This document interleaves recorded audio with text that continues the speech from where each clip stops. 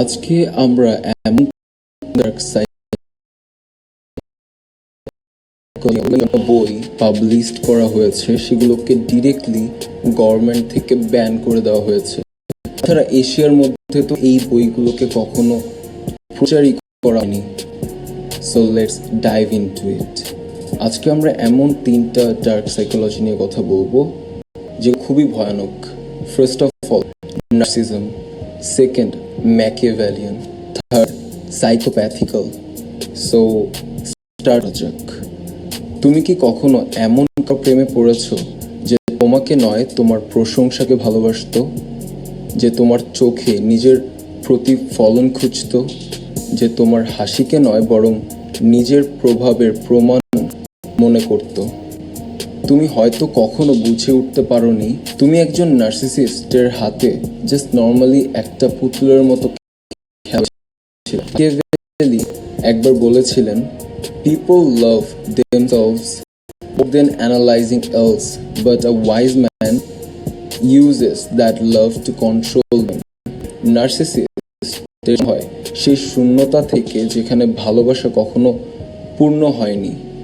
শৈশবে হয়তো কেউ তাদের প্রকৃত সত্তাকে ভালোবেসে বলেনি তুমি যথেষ্ট।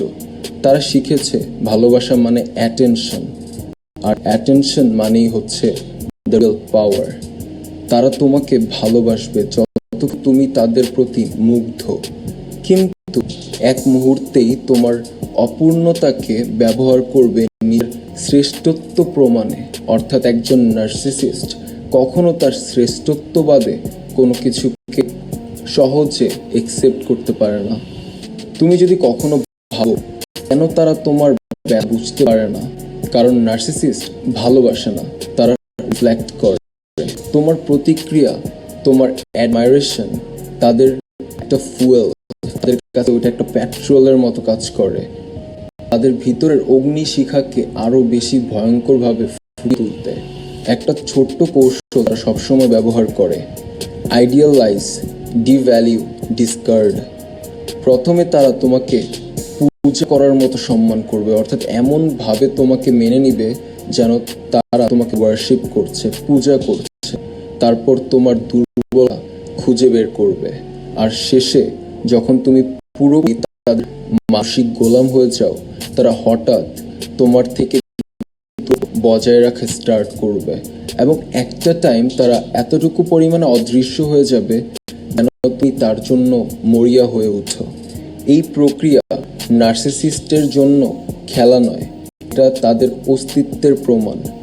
তারা যত বেশি মানুষকে নিজের নিয়ন্ত্রণে রাখে তত বেশি নিজেদের পূর্ণ মনে করে। কিন্তু ব্যাপার হলো, তারা ভেতরে ভেতরে ভীষণ রিজেক্ট হয়ে যাওয়ার ভয়, তুচ্ছ হয়ে যাওয়ার ভয়, এই ভয় থেকেই তারা পাওয়ার খুঁজে। তাদের সবচেয়ে শক্তিশালী অস্ত্র হচ্ছে সিডাকশন, অর্থাৎ তোমার প্রতিটা উইকনেসকে তারা তাদের অস্ত্র বানিয়ে নেয়। তারা জানে কিভাবে কথার মাধ্যমে তোমার ভিতরে শূন্যতা ছুঁতে পারবে তারা। তুমি অন্য সব বাক্যই নার্সিসিস্টের বড় নিখুঁত চাবি। তারা তোমাকে স্পেশাল ফিল করাবে যাতে তুমি নিজেই তাদের ভ্যালিডেশন ব্যাকুল হয়ে যাও। He who makes others depend on him control them with a sword. যখন একটা মানুষ এর উপর ডিপেন্ড করাতে পারে, তখন তারা কোনো হাতিয়ার ছাড়াই তাদেরকে কন্ট্রোল করতে পারে। আর এইটাই হচ্ছে নার্সিসিস্টের খুব। ভাবো তোমার জীবনে কি আছে যে তোমাকে ভালোবাসে না, বরং তোমার ভালোবাসার প্রতি ছবি চায়? তাহলে প্রস্তুত একজন নার্সিসিস্ট এর গল্পে নায়ক নয়, তুমি শুধু আয়নায় দেখা একটি মুখ হয়ে থাকবে, কিন্তু এই আয়নার ওপাশে আরো 2 রকমের অন্ধকার আছে। একজন হাসি মুখে হিসাব রাখে, আরেকজন হাসে শূন্যতায়। তাদের চেনা শুরু হবে পরের কথার মধ্যে। আমার দ্য ম্যাকিয়াভেলিয়ানের ব্যাপারে বলি। দ্য ম্যাকিয়াভেলিয়ান এমন একটা ওয়ার্ড যেটার একদম এক কথায় মানে হচ্ছে মুখে হাসি, মন হিসাব। কি কখনো এমন কাউকে দেখেছো যে তোমার সাথে এতটা মিশে যায় যে তুমি ভাবো সে তোমায় বুঝে ফেলে, কিন্তু আসলে তোমাকে পড়ে ফেলছে? সে তোমাকে বুঝার জন্য কখনো আসেইনি, সে তোমাকে ব্যবহার করার জন্য তোমাকে বুঝার চেষ্টা করছে মাত্র। এটাই ম্যাকিয়াভেলিয়ানের খেলা। তারা হাসে, তারা সহানুভূতি দেখায়, সবকিছুর পেছনে তাদের চলে ক্যালকুলেশন। তারা খুবই ক্যালকুলেটিভ হয়, তাদের পাওয়ারটা ক্যালকুলেশনের মাধ্যমে মানুষকে আয়ত্তাভূত তাদের নিজেদের মধ্যে করানো। ম্যাকিয়াভেলি বলেছেন, a wise ruler is not bound by morality if it's risk his power. এই একটা লাইনে লুকিয়ে আছে এই প্রজেক্ট। তারা বিশ্বাস করে মানুষ ইমোশন দিয়ে সিদ্ধান্ত নেয়, তাই যে ইমোশন নিয়ন্ত্রণ করতে পারে সেই রাজা। ম্যাকিয়াভেলিয়ান মানুষ কোনো কাজ করে না বিনা উদ্দেশ্যে। তুমি যখন হাসো তারা দেখে তুমি কি লুকাচ্ছ, তুমি যখন কাঁদো তারা মাপে তোমার দুর্বলতা কত গভীর বা তোমার কাঁদার পিছনে আসল রহস্য কি। তারা আসলে তোমার কাঁদাটাকে বিশ্বাস করেও না প্রথমত। তুমি যখন তাদের বিশ্বাস করো তারা বুঝে যায় ঠিক কখন আঘাত দিলে তুমি ভেঙে পড়বে। তাদের তিনটি শক্তি খুব ইজিলি আমি বলে দিচ্ছি তোমাদেরকে: অবজারভেশন, পেশেন্স অ্যান্ড কন্ট্রোল। এই তিনটা জিনিস একটা ম্যাকিয়াভেলিয়ান প্রতিটা টাইম, প্রতিটা মোমেন্টে ব্যবহার করে ক্যালকুলেশন করার জন্য। তারা তাড়াহুড়া করে না, তারা অপেক্ষা করে। তারা জানে সবসময় সবচেয়ে বড় অস্ত্র ব্যবহার করবে ক্যালকুলেশন করে। একজন সত্যিকারের ম্যাকিয়াভেলিয়ান তোমাকে কখনো সরাসরি আঘাত করবে না। সে মনে সন্দেহ তৈরি করবে, একটা ডেলিভারেট পজ, একটা হাসি। এই তিনটি তাদের বিষ। সিডাকশন তাদের কাছে যুদ্ধের মতো। তার প্রথমে তোমার অভিমান বুঝবে, তারপর সেই অভিমানে সান্ত্বনাও দিবে, আর শেষে সান্ত্বনাকে তোমার শৃঙ্খলতার মধ্যে ঢুকে তারা তোমাকে প্রতিবার আঘাত করতে থাকবে। ম্যাকিয়াভেলি বলেছিলেন, men are so simple and so inclined to obey immediate needs that the deliverer will always find someone ready to be guided. তুমি যত বেশি তোমার ইমোশন দেখাবে তত বেশি তারা তোমাকে চেস বোর্ডের মতো পণ হিসেবে সাজাবে। কিন্তু বুঝে রাখো, ম্যাকিয়াভেলিয়ান মানে সবসময় খারাপ নয়। অনেক সময় ঠান্ডা মাথায় হিসাব করা মানেই বাঁচার একমাত্র উপায়। কারণ তুমি রেগে গিয়ে যতবার যে কোনো ডিসিশন মেক করবে সেটা তোমাকে কখনোই প্রফিট মার্জিনে ফেলে না, সেটা তোমার মধ্যে একটা না একটা দুর্বলতাকে উন্মোচন করিয়ে দিবে। কারণ এই পৃথিবীটা কেবল সেই মানুষদের কথাই শোনে যারা পারে। তুমি যদি তোমার ইমোশন নিয়ন্ত্রণ করতে শিখো, তুমি নিজের জীবনকেও ম্যাকিয়াভেলিয়ান করবে। আর সেটার জন্য এটা প্রয়োজন সচেতনতা, বুদ্ধি একদম পারফেক্ট ইউজ এবং অবিচলভাবে চলা। কিন্তু একদল মানুষ আছে যারা ইমোশন বুঝে না, তারা কাঁদতে পারে না, তারা ভয় পায় না, ভালোবাসেও না, তারা শুধু খেলে রক্ত ঠান্ডা রেখে। তাদের গল্প শুরু করছে এখন, দ্য সাইকোপ্যাথিক্যাল ডার্ক সাইকোলজি। ঠান্ডা হাসি, নিস্তব্ধ মন। তুমি কি কখনো এমন কাউকে দেখেছো যে বিপদের সময়ও একটুও ভয় পায় না? যখন সবাই ভেঙে পড়ে তখনও নিস্তব্ধভাবে তারা দাঁড়িয়ে জানে সেই হচ্ছে সাইকোপ্যাথিক্যাল ডার্ক সাইকোলজির অধিকারী। ডার্ক সাইকোলজির মধ্যে সাইকোপ্যাথ জন্মগত, যারা সাইকোপ্যাথিক্যাল ডার্ক সাইকোলজি আয়ত্ত করে নেয় তারা জন্মগতভাবেই অন্যরকমভাবেই তৈরি হয়ে থাকে। তাদের মস্তিষ্কে ইমপ্যাথি নামের সার্কিট প্রায় কাজই করে না। তারা অন্যের কষ্ট বুঝতেই পারে না, কিন্তু অভিনয় করতে জানে তা খুব ভালো মতো। এই অভিনয়ই তাদেরকে সবচেয়ে বড় অস্ত্র তাদের হাতে তুলে দেয়।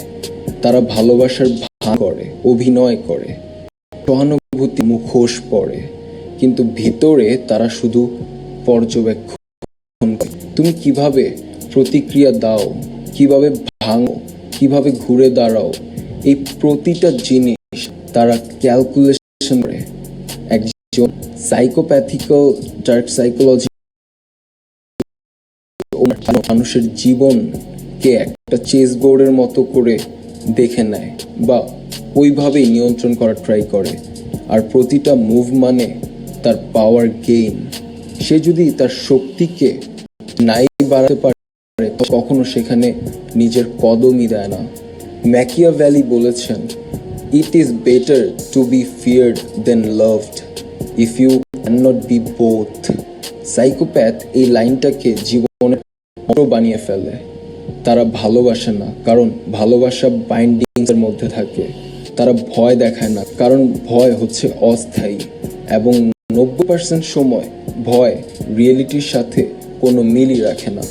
তারা শুধু নিয়ন্ত্রণ চায়, সাইলেন্ট ডমিনেশন চালায় তারা। তাদের চার্ম এত বাস্তব যে তুমি বুঝতেই পারবে না তারা ডেঞ্জারাস। তারা তোমার কথা শুনবে, তোমার দুর্বলতা বুঝবে, তারা সেই দুর্বলতাকে তোমার বিরুদ্ধে ব্যবহারও করবে। বাট তুমি সেটা বুঝার আগে তুমি আসলে হেরে গিয়েছো। তারা যে জিনিসটা সবচেয়ে বেশি ইউজ করে সেটা হচ্ছে সাইকোপ্যাথিক্যালি সিডাকশন। যখন তারা সাইকোপ্যাথিক্যাল সিডাকশন চালায় তখন তারা কোনো রকম ইমোশন দেখায় না। তারা একটা আয়নার মতো, তুমি চাও যেটা সেটাই তারা রিফ্লেক্ট করে দেখাবে। তুমি যদি চাও যে তোমার সাথে কেউ শান্তভাবে কথা বলে, সে যখন সেটা ধরে ফেলবে শান্ত হয়ে যাবে তোমার সাথে। সে যখন জানবে তুমি ওয়াইল্ডনেস বন্ধ করো, তখনই নিজেদের মধ্যে ওয়াইল্ড বিল্ড করে ফেলবে জাস্ট তোমার জন্য। কিন্তু আসলে তারা কিছুই নয়। তাদের সবচেয়ে ভয়ঙ্কর দিক হচ্ছে তারা গিল্ট অনুভব করে না। তুমি কষ্টে কাঁদছো আর সে হালকা হাসছে, তুমি সেই হাসি কখনো ধরতে পারবে না। এই হাসিটাই হলো পিওর ডিটাচমেন্ট। আর এই ডিটাচমেন্ট নিয়ে নেক্সট ভিডিও আসছে। তারা খারাপ হয় না সব সময়। যারা সাইকোপ্যাথিক্যাল ডার্ক সাইকোলজি নিজের মধ্যে রপ্ত করে নিয়েছে, অনেক নেতা, সার্জিয়ান, সোলজার্স সবাই কিছুটা সাইকোপ্যাথ নেচার নিয়েই টিকে থাকে। কেননা ইমোশনকে দমন করা মানে এফিসিয়েন্সি বাড়ানো। কিন্তু যদি এমন কেউ তোমার জীবনে ঢুকে পড়ে যে সবসময় কাম, ঠান্ডা, সবসময় কনফিডেন্ট, সবসময় অনুধাবনহীন, তবে সাবধান, be careful, don't be curious. কারণ হয়তো তুমি এক ঠান্ডা আত্মার মুখোমুখি হচ্ছ। এই তিন প্রজাতি, নার্সিসিস্ট, ম্যাকিয়াভেলিয়ান, সাইকোপ্যাথ, এই তিন ডার্ক সাইকোলজি যতগুলো বইয়ে যত বিশ্লেষকরা যত বেশি বিশ্লেষণ করেছে, বইগুলো বেশিরভাগ সময় ব্যান করে দেওয়া হয়েছে গভর্নমেন্ট থেকে। বিকজ এইগুলো সবসময় নেতারা ব্যবহার করবে এবং সাধারণ মানুষকে দূরে রাখা হবে, এমনটাই বড় বড় গভর্নমেন্ট রুলার। এই খারাপ নয়, তারাই বাঁচার অংশ হিসেবে এগুলোকে বেছে নিয়েছে। তুমি আমাকে চাইলে এই ভিডিওর কমেন্ট বক্সে তোমার ফ্রেন্ডসদের মধ্যে এই দিকগুলোকে কার কার মধ্যে পাচ্ছ বা মিল খুঁজে দেখছো আমাকে জানাতে পারো। আর যদি এই তিনটা ডার্ক সাইকোলজি পড়ে খুব ভিডিও চাও, কমেন্টে আমাকে জানাতে পারো। Thanks for watching, guys. For this kind of video, you need to subscribe my channel. Point of view.